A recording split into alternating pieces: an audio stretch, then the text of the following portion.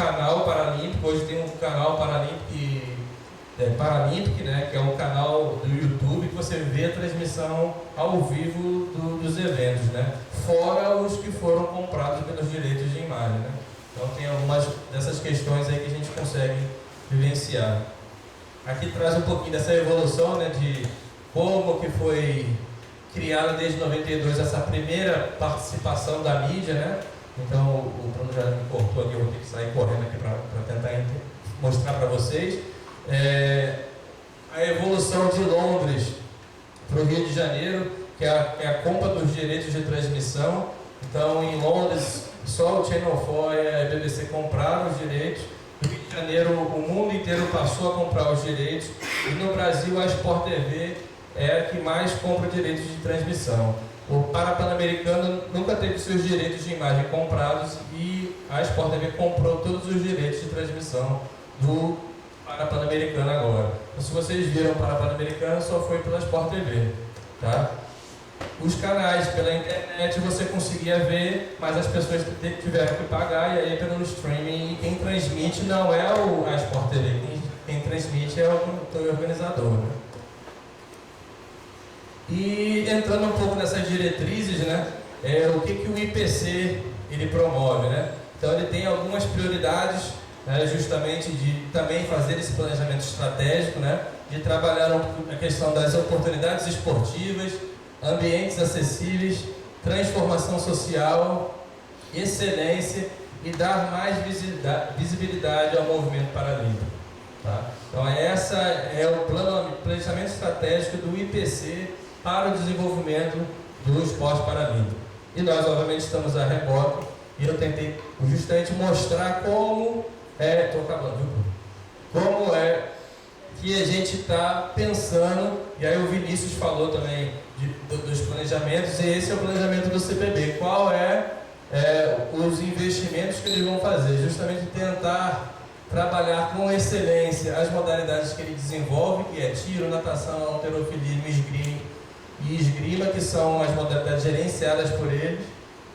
Tá? Os serviços de alto rendimento no CT, então elevar a qualidade no treinamento e na preparação desses atletas.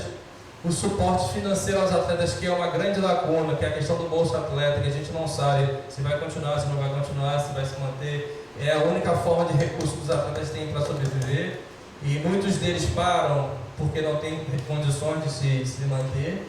As missões de Lima e Tóquio, Paris 2024, Loterias Caixas é uma das maiores competições regionalizadas, então a gente tem vários atletas divididos pelo Estado brasileiro, são 4 regiões que eles estabelecem, e eles fazem competições periodicamente para justamente elevar o nível esportivo, os centros de formação e o suporte a clubes formadores, que é uma inovação que o CPB está trazendo. Tá? Em relação à detecção de talentos, a Paralimpíada Escolar, foi aquilo que a gente já falou, e os seminários, tem um seminário escolar que eles fazem, e eles também fazem eles de forma regionalizada. Tá? Então a minha intenção é justamente trazer todas essas estratégias que fazem com que o movimento paralímpico seja essa excelência toda, e não achar que as coisas acontecem por si só. Então é muito trabalho feito por eles, e eu trouxe esse momento de reflexão justamente para a gente entender se existe essa aproximação ou esse distanciamento, se é melhor aproximar ou se distanciar, que é uma eterna discussão. O movimento paralímpico hoje, ele tem a sua própria identidade, né, coisa que antes não tinha, e tem a sua própria visibilidade que antes não tinha.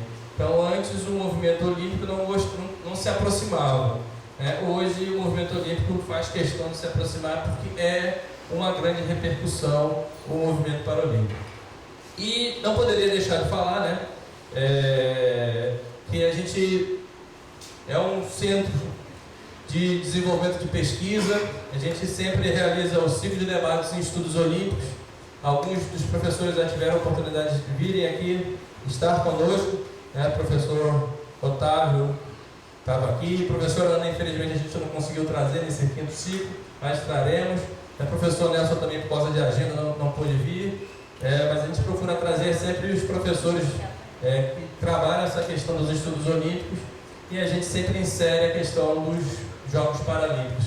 Então essa obra foi uma obra de um evento que a gente realizou. Convidamos 24 autores, professores, pesquisadores e gestores que escreveram 11 capítulos e escrevendo textos em português e inglês e resumos em espanhol. Contamos com a ajuda do professor Daniel da Coelho para dar uma ajuda. A professora Marta Bragança fez a primeira triagem, o professor Daniel deu aquele refinamento. Então vamos em breve estar lançando esse livro aqui.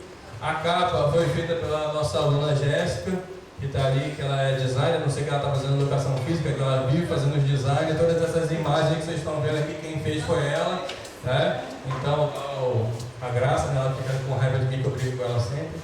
Então, ela que fez esse design todo aí, esse estilo dos slides aí, ela foi aprovada? Tá bonito? Ah, obrigado. É porque ela sempre me critica, né? E aí, tá aqui meus contatos. Espero que vocês curtam os Jogos Paralímpicos e espero que o movimento paralímpico se perpetue aqui nos fóruns de discussão. E obrigado pela atenção de vocês.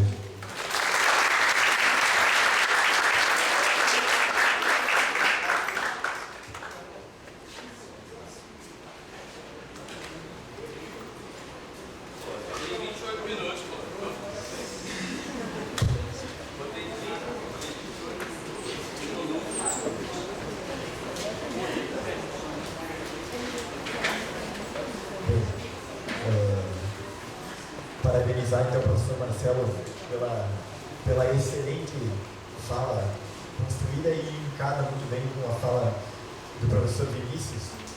Eu fiz várias pontuações aqui devido à vivência também do paradesporto, mas vou dar prioridade para perguntas, né, que virão dos senhores que estão aqui prestigiando. A primeira delas, então, acho que o movimento paralímpico sentiu efeito aqui. A primeira delas, então, qual é a diferença, qual é a relação entre doping, material esportivo e o material esportivo utilizado? Assim? Então, em cima dessa questão, né, qual a relação entre doping e material esportivo utilizado? Porque o material esportivo, ele utiliza, quanto maior a produção do material, quanto maior a tecnologia do material, ele vai utilizar, com certeza, a performance do atleta no resultado final, né? Mas tem a questão do doping. Não sei se é bem, eu vi essa colocação dessa forma, então deixo para vocês. Vamos ver. Doping. O esporte paralímpico também possui uma grande quantidade de atletas que usam doping. Isso a gente sabe. O controle de doping está sempre tentando aprimorar essas questões. Eu acho que o sentido da pergunta está talvez na utilização das próteses e os benefícios da utilização da prótese, né? Quem perguntou, se puder confirmar isso aí. O que acontece? As próteses, elas... Em relação às próteses mesmo, se o atleta leva vantagem? E em relação, como você mostrou no slide, é o ciclismo. Que são marcas diferentes. Aí como é que funcionaria o material? Se um material beneficia mais do que o outro? É mais ou menos isso, qual tecnológico? Tá bom. Okay. Sobre as próteses utilizadas, é claro que elas passam por perícia, o PC passa por perícia para saber que tipo de material é utilizado. Então, existe uma lista completa de que material o atleta pode utilizar, mas a grande dúvida é se o atleta realmente leva vantagem ao utilizar a prótese. Existem estudos biomecânicos que comprovam que, sim, o atleta leva uma pequena vantagem na força cinética na corrida, depois que a prótese pisa no solo, e o atleta tem uma devolução de energia, mas é uma devolução mínima, que não faz influência na corrida, que foi o caso do Oscar Pistorius em 2012. O Oscar Pistorius, ele participou dos Jogos Olímpicos, ele participou da seletiva dos Jogos Olímpicos, e ele foi, acho que até a semifinal, até as quartas de finais dos 200 metros. Porém, antes dele, a International Federation of Atletismo ela solicitou a 2 universidades um estudo biomecânico para saber se ele levava vantagem. A conclusão do estudo é que ele leva pequena vantagem na corrida. Isso voltou a ser em discussão no Rio 2016, porque o Marcus Henry, que é atleta do salto em distância, ele também solicitou a participação nos Jogos Olímpicos do Rio. Só que o Marcus Henry utiliza uma prótese semelhante, só que os estudos biomecânicos do Marcus Henry comprovaram que ele leva uma grande vantagem no salto, porque ele impulsiona com a prótese. Então, para ele não foi permitido a participação nos Jogos Olímpicos. Né? Então, o que ocorre é que agora a Federação Internacional de Atletismo está muito mais rígida e rigorosa para permitir a participação de atletas paralímpicos nos Jogos Olímpicos e fiscalizar todos os atletas que utilizam próteses nos Jogos Paralímpicos.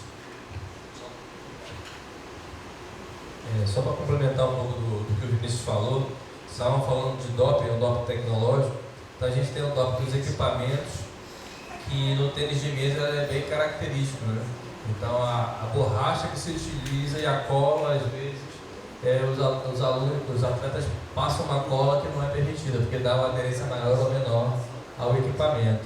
A prótese, a altura que eu coloco a prótese, ela também faz diferença. Então, se vocês recordam, o Alan Fonteles ganhou o Oscar Pistorius porque ajustou o tamanho da prótese para que ele ganhasse uma amplitude maior de passada, que foi a amplitude da passada no final dele que fez ele ganhar o Oscar Pistorius e ninguém esperava essa elevação da prótese.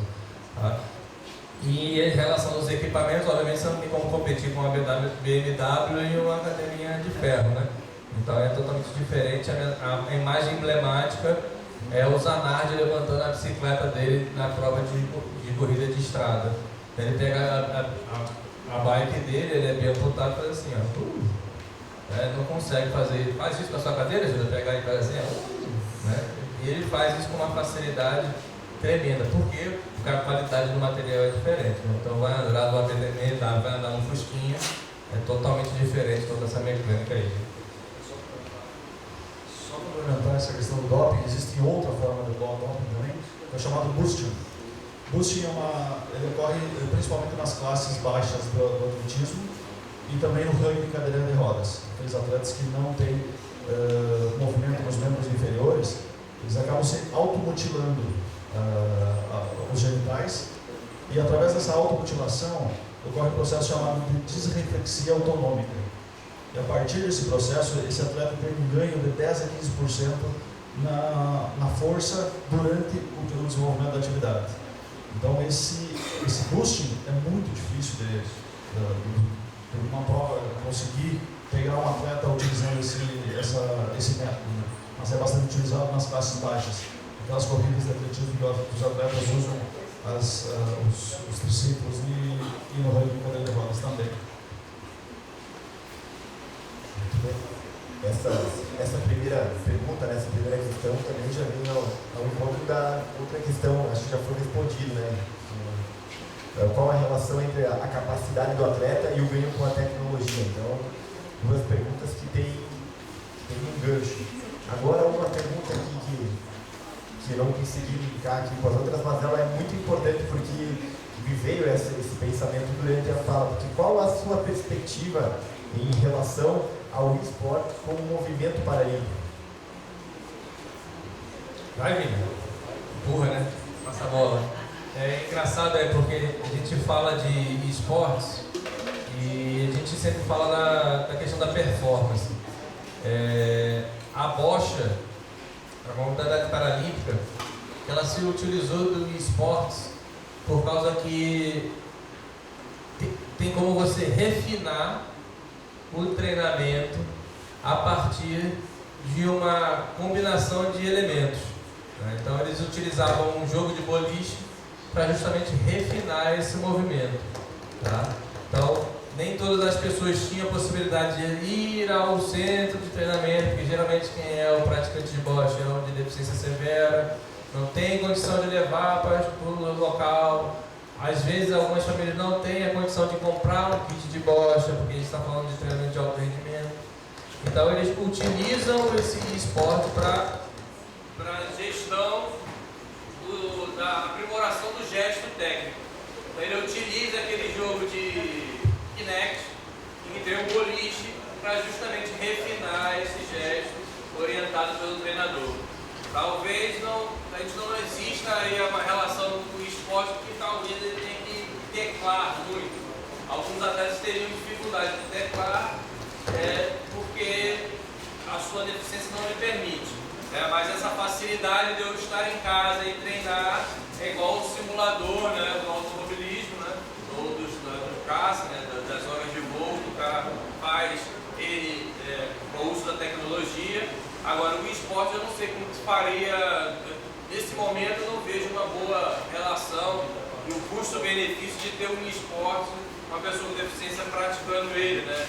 Jogar no League of Legends, vai jogar, vai adaptar, mas não sei se essa é a pergunta, né? Como é que ele poderia. A tecnologia ela vem ajudando muito, né, o esporte paralímpico. Nesse sentido, a única modalidade que eu vejo, que eu sei que teve essa ação foi a bocha. Né? Essa é a minha pergunta. Posso fazer um desdobramento sobre isso? Porque assim como a gente levou muitos anos, né, para fazer o reconhecimento do movimento paralímpico e hoje ele existe, agora a gente está nesse novo processo do esporte, né? Mas será que o esporte ele não pode ser um catalisador para essa integração acontecer? Porque efetivamente não há essa integração. Depois de 15 dias acontece os Jogos Paralímpicos. Mas será que através do esporte, assim como a gente está integrando a mulher, né? Você tem competições onde você tem mulheres e homens na mesma equipe. Será que através do esporte a gente também não pode fazer essa perspectiva integradora, né? Do movimento paralímpico com o olímpico? Porque essas equipes podem ser misturadas, inclusive. Sim, é que na verdade eu acho que o esporte ele é uma prática de game. Então, independente se eu tenho uma deficiência, eu posso praticar, mas se você for lá, vai ter um esporte para deficientes visuais, para cegos. Pode ter uma descrição do que acontece, mas só para tentar ele fazer parte de um outro movimento. Né? Então eu entendi da utilização eu vou pelo lado do esporte para ele melhorar o desenvolvimento dele. Né? Da mesma forma do cara que ele é amputado, ou tem deficiência nas mãos, ele pode ter um teclado adaptado para jogar, pode. Então a participação dele vai ser igual, porque na verdade ele não teria que ter exclusão. Então se ele é cadeirante, se ele é andante, se ele é amputado, se ele vê, não vê, se ele é homem, se é mulher, não interessa. No esporte ele não tem que excluir, mas também ele não tem que fazer uma outra coisa, né? Então eu não sei como é que seria. A gente está falando de futuro. Né? Mas essa discussão que o olímpico já está tendo, né? Se é ou não é, o paralímpico não está tendo. Não, o esporte não faz essa. Teria que ser um movimento do esporte para o paralímpico, e não do paralímpico para o esporte. Será que alguma pessoa com deficiência se interessaria em jogar a League of Legends? Provavelmente tem muitas. Então, mas aí por que não joga? Ou então, é isso que eu estou dizendo. Já tem muitas já jogando, e eu estou aqui para incitá-los a pesquisar sobre isso. Porque o movimento é de lá para cá. Provavelmente, mas foi do olímpico para o esporte. A gente precisa perceber que é uma perspectiva que está mundialmente reconhecida, que movimenta bilhões e que provavelmente atletas paralímpicos, quer dizer, pessoas com deficiência já estão. Então, se a gente usando essa nova modalidade, inclusive para entrar no movimento. Então, eu acho que não é uma questão de tem que vir do movimento do esporte para o paralímpico. Não, o olímpico já está no foco e foi do olímpico para o esporte. Será que precisa ter um movimento de esporte para deficientes? Não, ao contrário, eu estou defendendo o contrário. Eu estou defendendo que o esporte ele pode integrar. Os fundamentos do esporte vão ajudar. Com certeza. Ou seja, o que a gente não conseguiu ainda fazer no movimento olímpico e paralímpico se fundirem através do esporte, essa é a minha tese. Hoje é que através do esporte. É que através do esporte a gente consiga fazer essa integração.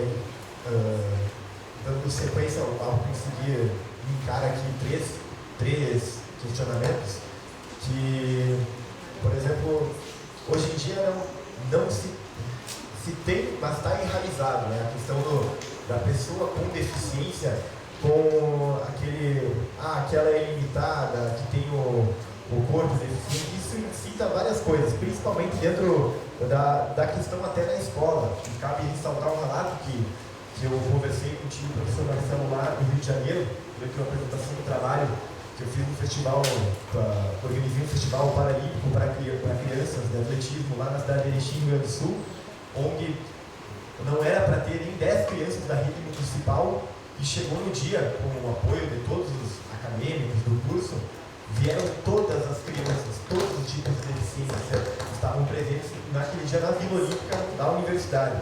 Então reuniu mais de 200 crianças, a nossa cidade, né, para ressaltar, uma cidade que tem no máximo 100 mil habitantes. Então todas as crianças da rede pública estavam presentes com as suas famílias. Então, aonde eu quero trazer o questionamento? Então, onde que essa chama, ela não pode deixar morrer essa chama desse movimento da iniciação esportiva para a pessoa com a deficiência? Eu percebo que o preconceito é enraizado na sociedade brasileira. O grande entrave no processo inclusivo, hoje, da pessoa com deficiência na escola ou fora da escola, é o preconceito da sociedade brasileira. Ele existe e é muito forte. A gente não consegue perceber isso na prática em qualquer ambiente. Eu consigo perceber que somente através de uma sociedade inclusiva, a partir do momento que a gente tenha os nossos alunos estudando em conjunto, matriculados na mesma escola, com alunos com deficiência, a partir do momento que esses alunos crescem em conjunto, crescem sabendo das dificuldades de um aluno com deficiência, a partir desse momento a gente realmente consegue estabelecer uma sociedade inclusiva que tenhamos adultos que não terão esse preconceito que a gente vem trazendo ao longo da nossa existência. A partir do momento que eu tiver uma escola inclusiva desde a base, e o esporte é, sim, a principal forma de mostrar àquele aluno sem deficiência as capacidades e possibilidades do aluno com deficiência, o esporte, sim, é um dos principais facilitadores do processo inclusivo da criança com deficiência na escola. Deixa eu só complementar a fala do Vinícius. E o exemplo que eu dou foi a apresentação, acho que da Amanda, né? É a Amanda, né? Ela estuda lá na escola em Erechim e ela teve a possibilidade de ter uma menina que convive com ela que tem uma deficiência, que é a menina surda que faz futsal, né? Que você falou, que é a campeã. Então, essa possibilidade dela ter convivido com essa menina vai totalmente mudar o pensamento dela em relação à pessoa com deficiência. Então, provavelmente ela não vai ter mais preconceito em relação ao esporte para a pessoa com deficiência. Mas talvez a grande maioria de vocês nunca tenham convivido com uma pessoa com deficiência e não tenha se relacionado com ela. Então, obviamente, essa visão de mundo, essa percepção vai ser totalmente diferente. Conviver com uma pessoa com deficiência vai fazer toda a diferença, justamente se eu vou ou não vou ter um bom relacionamento. Isso é notório. A gente tem os alunos aqui que chegam no departamento na disciplina de atividade física adaptada. Ele já viu alguma pessoa com deficiência? Nunca vi, não sei nem quem é, nunca mexeu comigo. E aí quando tem o primeiro contato, ele acha fantástico e aí ele passa a se envolver, né? O mais bacana disso é quando o aluno participa das atividades propostas pelo professor de educação física. Quando o aluno vivencia a deficiência, por exemplo, deficiência visual. Quando o aluno é vendado e tem que fazer as atividades em conjunto com aquele aluno com deficiência visual. A partir desse processo, a partir desse momento, esse aluno consegue perceber todas as possibilidades que aquele aluno com deficiência possui. E muda toda a perspectiva da inclusão dessa sociedade.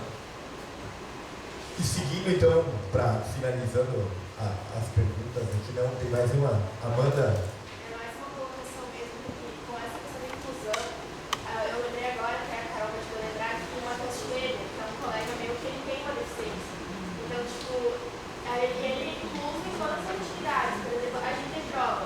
As provas online dão uma prova para ele sentir, por mais que ele não consiga ler, escrever, não consiga fazer a prova, ele está sentindo que todo mundo está no momento tenso ali da prova e ele também vai sentir isso, porque a gente inclui todas as atividades da educação física.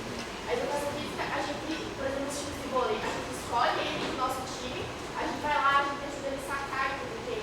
Então, é tudo uma questão da educação da escola mesmo. Se a escola tem essa educação inclusiva, quando tiver um colega que tem dificuldade, tem uma deficiência, ele vai estar lá junto e a gente vai ajudar de qualquer forma. E é muito, falando na sua vida, é que muito na realidade. Eu também tinha um colega, ele tem uma situação de nascer dos braços, mas por exceção ele é um dos melhores jogadores de futsal da minha sala. E ele é incluso toda essa atividade de educação física.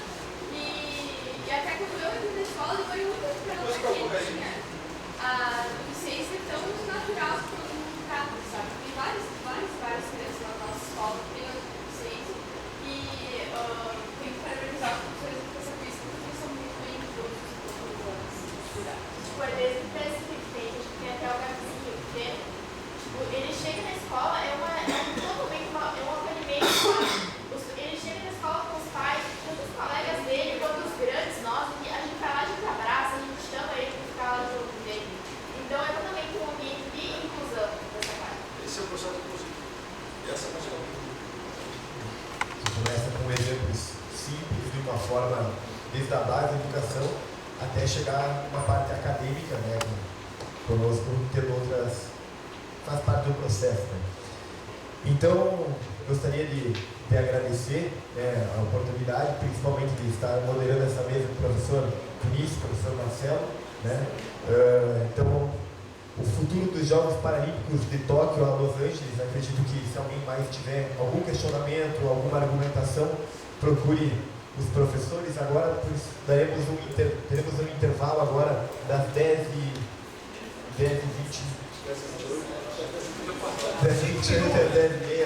5 minutos. 5 minutos de intervalo, então, para tomar uma água. Agradeço a atenção de todos e